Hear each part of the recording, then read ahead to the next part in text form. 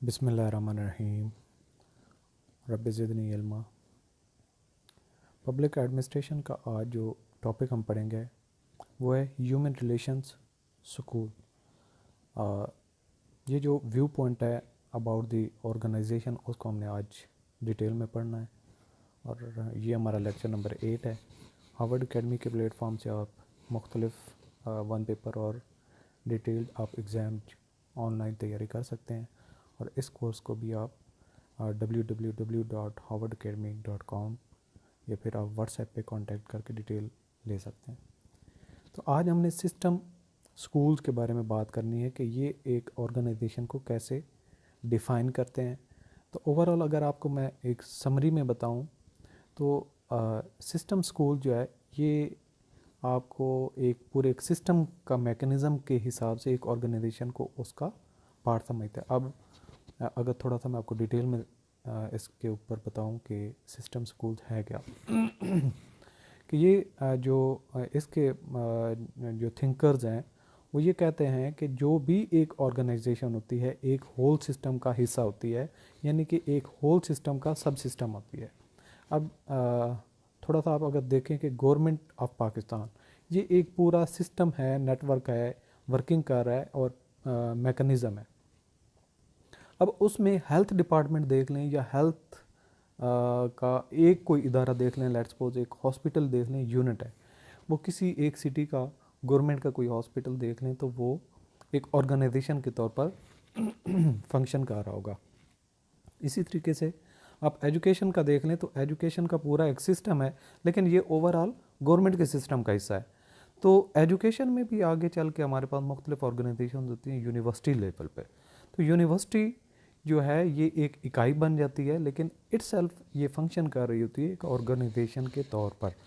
तो इनका point of view overall ये है, लेकिन हम ये डिटेल में वर्ड टू वर्ड भी थोड़ा सा पढ़ देते हैं ताकि आपको आइडिया हो जाए। The word system is borrowed from biological sciences to social sciences. It attempts to see the organization as other system like irrigation system, ecosystem, circulatory system, digestive system, solar system. यहाँ पे ये बात की गई है कि जो सिस्टम है, ये जो वर्ड है ये बायोलॉजिकल साइंस से लिया गया है और बायोलॉजिकल साइंस में भी सिस्टम पे बात की जाती है, ह्यूमन सिस्टम पे एनालाइज किया जाता है, उसको पढ़ा जाता है। और यहाँ पे आगे बात की गई कि जिस तरीके से नहरी निज़ाम हो, पानी का निज़ाम जो है, यानी कि जब पानी अपने सोर्स से निकलता है फिर आगे जो है वो झीलें बनती हैं या झीलों से होता हुआ चश्मे वगैरह मुख्तलिफ जो है वो इकट्ठे होते हैं और नहरी निज़ाम बन जाता है और दरिया बनते हैं, दरिया से फिर आगे चल के नहरें निकालते हैं। फिर पानी ऐसा ऐसा कम होता है और कई सारे दरियाओं को इकट्ठा करके फिर समंदर के साथ रूट किया जाता है और रास्ते में जितना भी एरिया आता है उसको पानी दिया जाता है। ये एक नहरी निज़ाम जो होता है वो दरियाओं के साथ मुंसलिक होता है और इजाफी पानी समुद्र में चला जाता है। ये इरीगेशन सिस्टम हो गया। इकोसिस्टम है जो हमारी कायनात के अंदर इकोसिस्टम है, लाइफ किस तरीके से चलती है, नेचर किस तरीके से रिएक्ट करती है। इसके अलावा जो ब्लड सर्कुलेशन सिस्टम है ये कैसे है, डाइजेस्टिव यानी कि निज़ाम हाजमा, आप खाना खाते हैं और उसका हाजमा कैसे होता है और डिस्पोज ऑफ कैसे होता है। इसके अलावा जो निज़ाम शमसी है, ये मुख्तलिफ निज़ाम है। तो इन निज़ाम में से कुछ ऑर्गेनिक हैं और कुछ हमारे पास स्टैटिक है, यानी कि मैकेनिक ऑर्गेनिक सिस्टम है और मैकेनिस्टिक सिस्टम है। तो इनमें क्या फ़र्क है ये भी आपको पता चल जाएगा कि जो स्टैटिक सिस्टम होता है वो एक्सटर्नल इन्वायरमेंट से चेंज नहीं होता, स्टे जिस तरीके से होता है उसी तरह से ही रहता है। ऑर्गेनिक सिस्टम होता है ह्यूमन टाइप होता है, यानी कि जो उसका ह्यूमन एक्शन उस पर इन्फ्लुएंस करते हैं और वक्त के साथ साथ उसका हिरार्की और सिस्टम को चेंज किया जा सकता है। Some of these are mechanistic system, some are organic system.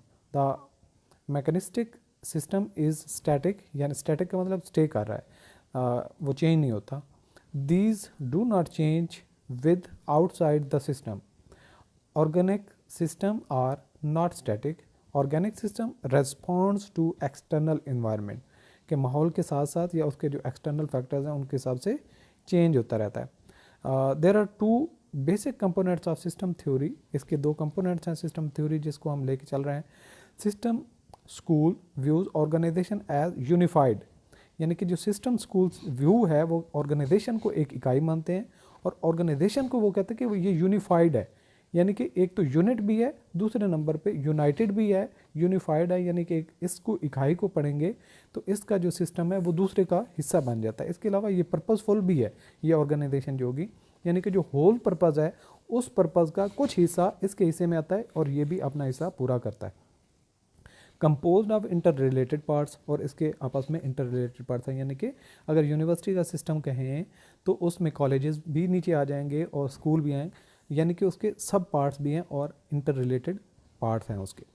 This theory provide opportunity to look organization as a whole. इस थ्योरी से हमें पता चलता है कि ऑर्गेनाइजेशन को एज अ होल हम जब देखते हैं तो फिर हमें ये छोटी इकाई नज़र आती है, and as a part of large external environment. एक तो ऑर्गेनाइजेशन इटसेल्फ यूनिट के तौर पे हमें इसको स्टडी कर सकते हैं, दूसरे नंबर पे हमें ये पता चलता है कि ये एक कंप्लीट सिस्टम का कुछ हिस्सा है, यानी कि सब system of A complete system है। उसके अलावा हम पार्ट्स ऑफ, जिस तरीके से मैंने यूनिवर्सिटी की आपको एग्जांपल दी, यूनिवर्सिटी को जो हेड कर रहा होता है वो रेक्टर होता है, रेक्टर के नीचे डिपार्टमेंट होती है एग्जामिनेशन डिपार्टमेंट, जितने नए स्टूडेंट्स आ रहे होते हैं उनके रजिस्ट्रेशन, और इसके अलावा HR जितनी भी यूनिवर्सिटी के अंदर काम कर रही होती है टीचर्स समेत, और उसके अलावा एडमिनिस्ट्रेशन, उन सब को मैनेज करने वाले डिपार्टमेंट को HRM कहते हैं, ह्यूमन रिसोर्स मैनेजमेंट। तो इस पूरे कंसेप्ट जो स्कूल सिस्टम है इसको अगर हम देखें तो इसमें की कंसेप्ट हमने जो हासिल किए अब तक या जो समझने चाहिए, एक तो इस सिस्टम को समझने के लिए हमें समझना पड़ेगा सब सिस्टम, जो कि ये एक ऑर्गेनाइजेशन को सब सिस्टम कहती है कि एक कंप्लीट सिस्टम का जो हिस्सा होता है वो सब सिस्टम है। सिनर्जी का कंसेप्ट दिया गया है, और इसका मतलब ये होता है कि अगर फर्ज कि एक बंदा जो है वो कहीं काम कर रहा है, लेट्स सपोज मजदूरी कर रहा है, कोई कंस्ट्रक्शन का काम हो रहा है या खेतों में कोई काम कर रहा है, एक इंडिविजुअल है, दूसरा इंडिविजुअल, 3 मुख्तलिफ 4-5 जगह पे मुख्तलिफ जो लोग हैं अलग अलग से काम कर रहे हैं। अब सिनर्जी ये कहती है कि एक दिन में पांचों अलग अलग जितना काम करते हैं उसको इकट्ठा कर लिया जाए, तो अगर वो 5 के 5 बंदे मिल के करते तो उससे ज़्यादा कर लेते। तो ये सिनर्जी इफेक्ट होता है कि यानी कि जब मिल के काम किया जाता है तो आउटपुट ज़्यादा होता है। इसके अलावा सिस्टम बाउंड्री है। सिस्टम बाउंड्री का मतलब किया जाता है कि boundary separate system from the external environment, यानी कि आपका जो एक कॉलेज का सिस्टम है, आप उसकी 4 दीवारी बना देते हैं तो आपके एक्सटर्नल इन्वायरमेंट से आपको जुदा कर देता है। ओपन एंड क्लोज सिस्टम, जब आपका अंदरूनी सिस्टम है और दूसरे सिस्टम से आपको जुदा कर देता है तो ये क्लोज सिस्टम हो जाता है।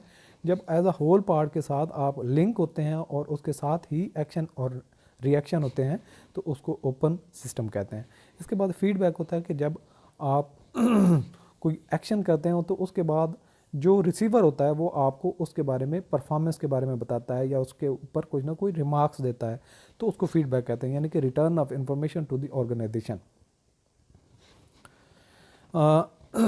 और ये जो हम फीडबैक की अगर फिगर देखें तो इनपुट होता है, यानी कि फर्स्ट किया टेलीफोन पे हम जब बात करते हैं तो एक इंडिविजुअल बोलता है तो वो क्या होता है, ट्रांसफॉर्मेशन होती है, यानी कि वो एक आपकी जो वॉइस से मैकेनिक्स में वो एक सिग्नल की फॉर्म में मैसेज जाता है, कॉल जाती है थ्रू जो वो टेलीफोन सिस्टम होता है, और अगला बंदा जो है वो उसको रिसीव करता है। तो रिसीव करने के बाद वो पैगाम जब रिसीव कर लेता है तो उसको वो फीडबैक करता है। वो अगर अच्छी बात उसको समझ आ जाए या उसके लिए गुड हो तो वो अच्छे फीडबैक दे देता है, अदरवाइज़ वो अगर वो सही तरीके से कम्युनिकेट नहीं हो पाती तो फीडबैक भी अच्छे नहीं होते। यानी कि ह्यूमन, फिनेंशियल, फिजिकल किसी तरह का भी इनपुट हो सकता है, और use of processes to change resources into the good, यानी कि प्रोसेसिंग भी हो सकता है। इनपुट जब डालते हैं मशीन के अंदर तो प्रोसेसिंग होती है और उसके बाद प्रोडक्ट बनती है, और उस प्रोडक्ट के बारे में फिर आपके जो प्रोड्यूसर होता है उसको फीडबैक आती है कि ये प्रोडक्ट कैसी थी। अच्छा, अब ओवरऑल हम थ्योरी की बात करें तो मुख्तलिफ थ्योरीज जो हैं, कोई कुछ पहलू को बात करती है, कोई किसी पहलू पे बात करती है। थ्योरी सारी ठीक होती हैं, कोई एक पहलू कवर कर रही होती है और कोई दूसरा कर रही होती है, और जिसमें कोई लूप होल होता है और थर्ड थ्योरी आ जाती है। तो थ्योरी इटसेल्फ एक होती है, हक़ाइक़ और सच को जो है वो पेश करती है फैक्टर्स के साथ कि अगर ये फैक्टर इस तरीके से एक्शन करें तो इसका आउटपुट ये होता है। तो ये जब सच साबित होता है, बार बार यही चीज़ अगर होती है तो इसको उसको थ्योरी कहते हैं। तो थ्योरी एक्स जो कहती है कि नेगेटिव अजम्पशन के लोग जो हैं वो काम नहीं करना चाहते, कोई भी काम नहीं करना चाहते, सब कोई रिलैक्स होते हैं, मतलब कोई जो लॉयल्टी के साथ, डेडिकेशन के साथ काम नहीं करना चाहता होता। तो इस तरह के जो बल्कि उनको फोर्स करना पड़ता है, उनको पनिश करना पड़ता है, उनको इस तरीके से मजबूर करके काम लिया जाता है। ये जो इस तरह के पॉइंट ऑफ व्यू देने वाले हैं वो कहते हैं थ्योरी एक्स के जो है वो सपोर्टर्स होते हैं, the negative assumption about the human behaviour. दूसरा थ्योरी वाले कहते हैं कि नहीं, हर बंदा काम करना चाहता है, उसको सूटेबल इन्वायरमेंट दें। ये थ्योरी जो कहते हैं कि यानी कि हर बंदा काम करना चाहता है, उसको मोटिवेट करने की ज़रूरत है, उसकी ज़रूरियात को पूरा करने की ज़रूरत है। इस थ्योरी के सपोर्टर को जो है वो थ्योरी वाई कहते हैं the positive assumption about human behaviour. तो बिहेवियर क्या it self action of individual that can be observe, कि एक बंदा जो काम करता है तो वो पॉजिटिव करता है, ठीक करता है, गलत करता है, तो उसकी जो हम बिहेव ऑब्जर्व करने के बाद देख सकते हैं कि इसका बिहेवियर कैसा है। इसके बाद है नीड हिरार्की, यानी कि एक हिरार्की मतलब आप बनाते हैं ज़रूरियात की। तो इंसान को सबसे पहले क्या चाहिए होता है, शेल्टर चाहिए, खाना पीना चाहिए, उसको लिबास चाहिए। इसके बाद अगली वो तरजीह पे जाता है कि खाना घर अच्छा होना चाहिए, खाना अच्छा होना चाहिए, और उसकी रिहाइश का भी बंदोबस्त ज़बरदस्त होना चाहिए, उसके लिए फैसिलिटीज़ फलाह होनी चाहिए, उसकी बात मानी जाए और वो कहीं पावर में हो। ये सेकेंडरी है, यानी कि नीड हिरार्की आप जब बनाते हैं तो सबसे बेसिकली जो है वो बहुत बेसिक चीज़ की ज़रूरत होती है। अच्छा, इसके बाद सब सिस्टम का कंसेप्ट, यानी कि एक ऑर्गेनाइजेशन जो होती है एक पूरे सिस्टम में एक सब सिस्टम का रोल अदा कर रही होती है। और फीडबैक के बारे में आपको बताया कि जो आपकी चीज़ सर्विस या आप जो गुड्स सप्लाई करते हैं कस्टमर्स को, तो कस्टमर उसके बारे में जो रिमार्क्स देते हैं या रिटर्न ऑफ इंफॉर्मेशन जो होता है उसको फीडबैक कहते हैं। ये था आज का हमारा छोटा सा लेक्चर, और उम्मीद करता हूँ कि आपको ऑर्गेनाइजेशन की और इस स्कूल सिस्टम जो थ्योरी है उसके बारे में आइडिया हो चुका होगा। आप हमारा कंप्लीट कोर्स भी ज्वाइन कर सकते हैं www.harvardacademy.com। और हमारे इस वीडियो को भी लाइक करें और दूसरों तक भी जो है हमारे इस प्लेटफॉर्म को शेयर करें, ताकि अपने घर बैठे आप तैयारी कर सकें। ऑल द बेस्ट, अल्लाह हाफ़िज़।